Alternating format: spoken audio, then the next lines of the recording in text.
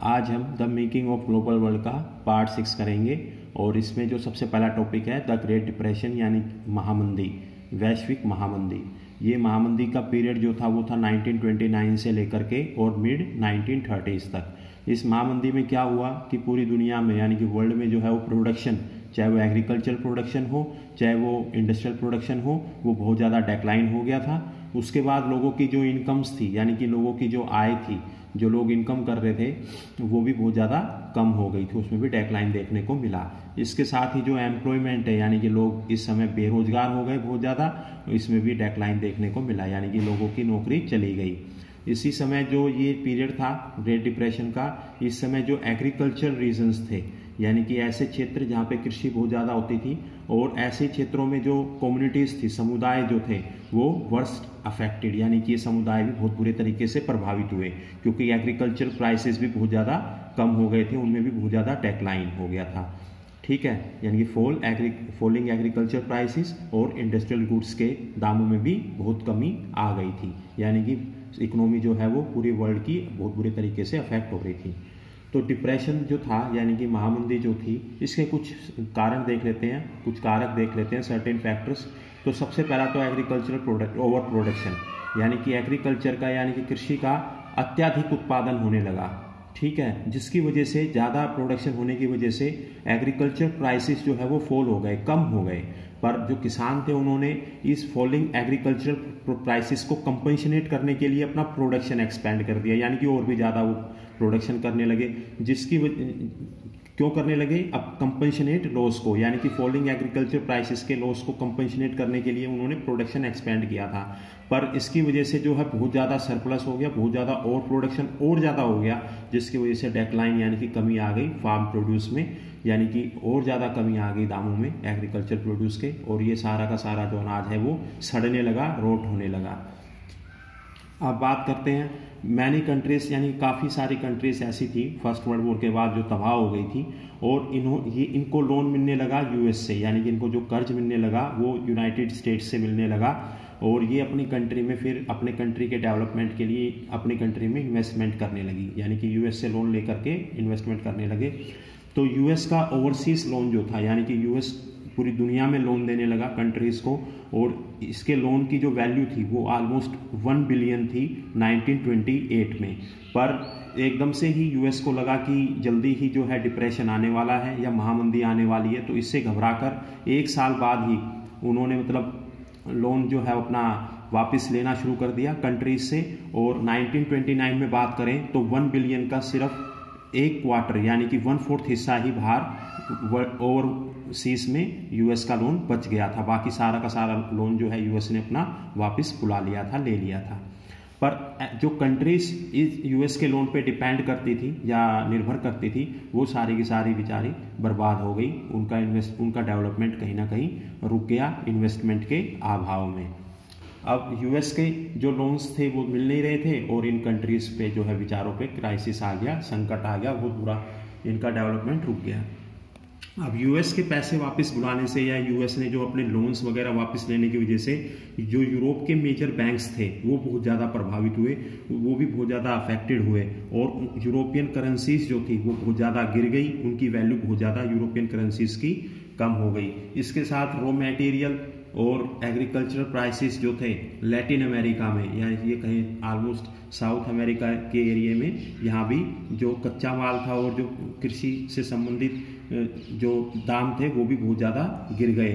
US ने क्या किया? यूएस ने एक तो अपना लोन तो पहले ही बुला रहा था, वो वापस लोन ले रहा था सभी से वापस, साथ में अपनी इकोनॉमी को बचाने के लिए उसने इम्पोर्ट ड्यूटीज लगा दी और उनको डबल कर दिया, और डबल करने की वजह से जो वर्ल्ड ट्रेड था यानी कि विश्व व्यापार था वो भी जो है अफेक्ट हुआ। तो ये कहें तो चौतरफा चारों तरफ से बर्बादी ही बर्बादी, कहीं एग्रीकल्चर प्रोडक्शन गिर रहा था, कहीं पे इंडस्ट्रियल प्रोडक्शन गिर रहा था, कहीं पे ड्यूटीज लग रही थी, कहीं पे वर्ल्ड ट्रेड अफेक्ट हो रहा था, कहीं पे यूएस लोन वापस कर रहा था, कहीं पे कंट्रीज का डेवलपमेंट रुक गया था, तो बहुत बुरा हाल हो गया था।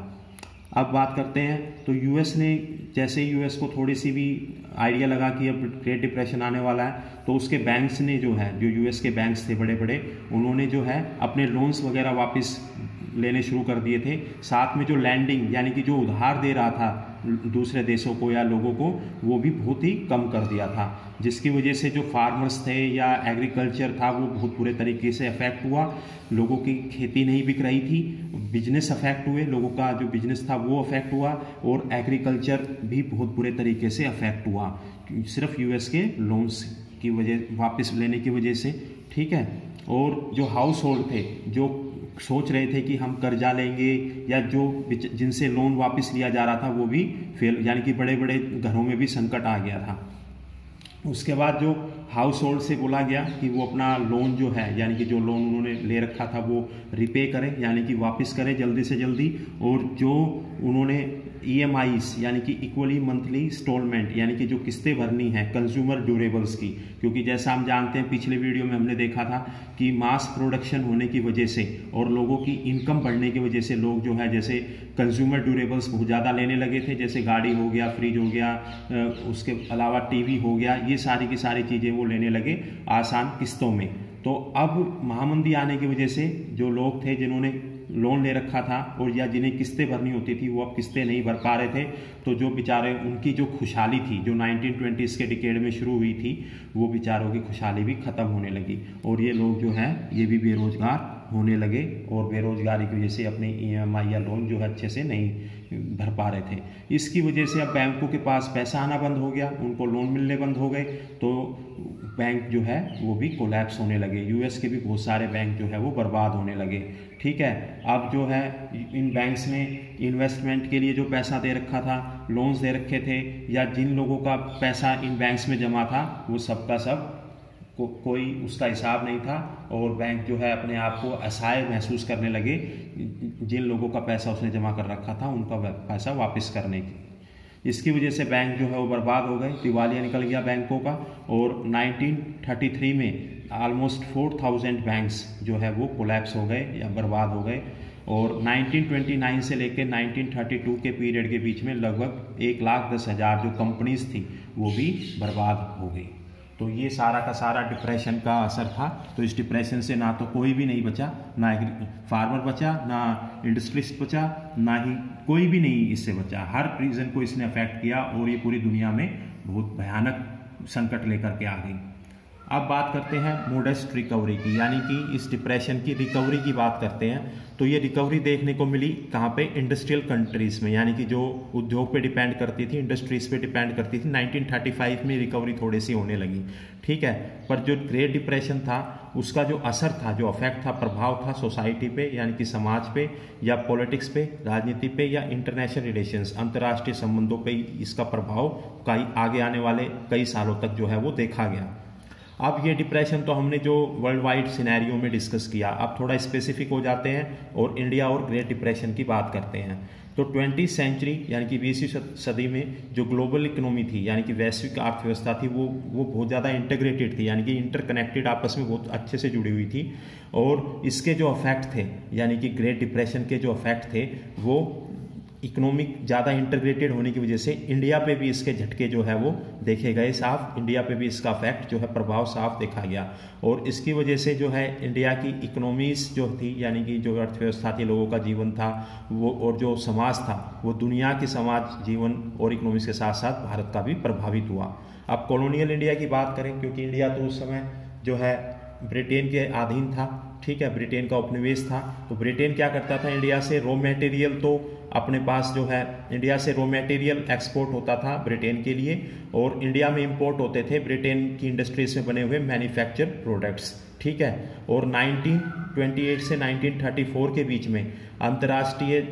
दाम थे जो रॉ मटेरियल के स्पेसिफिकली, वो बहुत ज़्यादा गिर गए थे। ठीक है, जिसकी वजह से वीट जो था, जो इंडिया का फार्मर जो वीट उगाता था, उसके वीट की जो कीमत है वो ऑलमोस्ट 50% कम हो गई थी इस डिप्रेशन की वजह से। तो बेचारा भारत का किसान भी जो है वो प्रभावित हुआ और वो संकट में आ गया। पर जो इन किसानों को, यानी कि पीजेंट्स को जो रेवेन्यू देना होता था, यानी कि जो टैक्स देना होता था अंग्रेजों को, उसकी डिमांड में कोई कमी नहीं आई, यानी कि इनकम कम हो गई और रेवेन्यू डिमांड उतनी ही रही। तो ये बेचारे पहले ही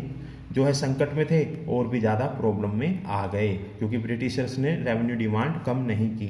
जिसकी वजह से जो पीजेंट्स थे वो इंडिया में ही नहीं बल्कि वर्ल्ड मार्केट में भी सबसे बुरे संकट में थे। एक एग्जाम्पल लेते हैं जूट प्रोड्यूसर्स का, यानी कि जूट जो प्रोड्यूस करते थे फार्मर्स बंगाल में, तो बंगाल के फार्मर्स जो है रो जूट को फैक्ट्रीज में देते थे, बेचते थे, और फैक्ट्रीज में गनी बैग्स जो है वो उनका रो जूट से प्रोडक्शन होता था और फिर वो एक्सपोर्ट होते थे दूसरी कंट्रीज में। पर ग्रेट डिप्रेशन की वजह से क्या हुआ, एक्सपोर्ट्स जो है स्लम्प्ड हो गए, यानी कि एक्सपोर्ट्स में डिक्लाइन आ गया, जिसकी वजह से रो जूट के जो प्राइसेस थे वो ऑलमोस्ट 60% कम हो गए। तो कहीं पे वीट के प्राइसेस कम हो रहे हैं, कहीं पे जूट के प्राइसेस कम हो रहे हैं, तो बेचारे किसानों की तो बहुत ज़्यादा प्रॉब्लम में आ गए थे। अब किसान के पास पैसा नहीं था, उसको अपना खर्चा चलाना था, तो पीजेंट्स ने क्या किया, कर्जा लेना शुरू कर दिया, डेट लेना शुरू कर दिया बड़े बड़े साहूकारों से, जिसकी वजह से पीजेंट्स जो है एक जाल में, कर्ज के जाल में फंसने लगे। अब भारत का जो किसान था, पीजेंट था, उसने अपनी इसके अलावा सेविंग्स जो थी उसकी, वो भी बेचारे ने खर्चे चलाने के लिए, अब किसी तरह सर्वाइव करने के लिए वो भी खर्च करनी शुरू कर दी। अपनी ज्वेलरी यानी कि जेवरात वगैरह जो थे वो भी बेचने शुरू कर दिए, अपनी लैंड्स यानी कि ज़मीन भी बेचनी शुरू कर दी, अपने एक्सपेंसेस को पूरा करने के, अपने खर्चों को पूरा करने के लिए। अब ऐसे में इंडिया से इस समय जो है गोल्ड का बहुत ज़्यादा एक्सपोर्ट होने लगा, गोल्ड का बहुत ज़्यादा एक्सपोर्ट होने लगा दूसरे देशों में, जिसकी वजह से जो उस समय के बहुत फेमस इकोनॉमिस्ट थे J.M. केन्स, उन्होंने कहा कि जो इंडिया का जो गोल्ड एक्सपोर्ट हो रहा है उससे जो है ब्रिटेन की जो है रिकवरी हो रही है, यानी कि ब्रिटेन दोबारा से अब जो है रिकवर कर रहा है ग्रेट डिप्रेशन से। पर जो रूरल इंडिया था, यानी कि जो ग्रामीण क्षेत्र था, ग्रामीण भारत था, जो कि जहाँ पे किसान रहते थे, जहाँ पे जो लोग हैं कृषि करते थे, वो इस ग्रेट डिप्रेशन की वजह से बहुत ज़्यादा प्रभावित थे, जिसकी वजह से वहाँ पे अनरेस्ट यानी कि उथल पुथल का वातावरण या जो है एनवायरनमेंट जो है हो गया था। और ऐसे एनवायरनमेंट में जो है गांधी जी ने अपना सिविल डिसोबीडियंस मूवमेंट यानी कि सविनय अवज्ञा आंदोलन स्टार्ट किया 1931 में। यानी कि लोग जो है वो पूरे तरीके से फंस गए थे, परेशान थे, कर्ज में दब गए थे, उनका जो एग्रीकल्चरल जो प्राइसेस थे वो डेक्लाइन हो गए थे, चाहे वो जूट हो चाहे वो वीट हो। ऐसे में गांधी जी ने जो है वो सिविल डिसोबीडियंस मूवमेंट शुरू किया था, यानी कि अंग्रेजों ने हमें कहीं का नहीं छोड़ा था, क्योंकि हमारी इकोनॉमी भी जो है वो इंटीग्रेट हो गई थी वर्ल्ड की इकोनॉमी के साथ, और उसका खामियाजा भारत को भी भुगतना पड़ रहा था ग्रेट डिप्रेशन का। अब बात करते हैं कि ये जो डिप्रेशन था ये लेस हार्मफुल, यानी कि इसका ज़्यादा असर नहीं पड़ा किस पर, जिन लोगों की फिक्स्ड इनकम थी, यानी कि जो है फिक्स इनकम थी कि भाई हमारे को तो महीने के इतने पैसे मिलेंगे ही मिलेंगे, ठीक है, कहाँ पे, अर्बन एरियाज़ में, या ये कहें कि जो डिप्रेशन है उसका असर जो है अर्बन एरियाज़ में या अर्बन पीपल पे देखने को बहुत कम मिलता है, क्योंकि ये सैलरीड लोग थे, इनको सैलरी मिलती थी, और जो चीज़ों के दाम कम होने की वजह से, जैसे हमने देखा जूट का, वीट का और जो इंडस्ट्रियल प्रोडक्ट्स थे उनके दाम कम होने की वजह से इनको जो है वो फ़ायदा होने लगा। अब इंडिया में क्या हुआ, इंडिया ने भी क्या किया, टैरिफ लगा दी, और इंडिया के नेशनलिस्ट ओपिनियन यानी कि जो राष्ट्रवादी आंदोलन उस समय चल रहे थे उसके दबाव में जो इंडिया में ब्रिटिश गवर्नमेंट थी उसने जो है इंडिया के अंदर टैरिफ लगा दी, यानी कि बाहर से कोई भी चीज़ अब जो है इंपोर्ट नहीं होगी या उस पर बहुत ज़्यादा टैक्स लगेगा, जिसकी वजह से भारत की जो इंडस्ट्रीज़ थी उनको प्रोटेक्शन मिलने लगी, और जो है इंडस्ट्रीज़ जो है वो भारत की थोड़ी ग्रो करने लगी। या ये कहें कि इस समय जो है नेशनलिस्ट ओपिनियन के दबाव में ब्रिटिश गवर्नमेंट ने टैरिफ लगा दी, जिसकी वजह से कहीं ना कहीं इंडस्ट्रियल इन्वेस्टमेंट जो है इंडिया में थोड़ा सही होने लगा। तो ये थोड़ा एक पॉजिटिव पॉइंट है। होप कि आपको वीडियो समझ में आई होगी। कोई भी डाउट हो तो कमेंट बॉक्स में ज़रूर लिखें। Thank you very much.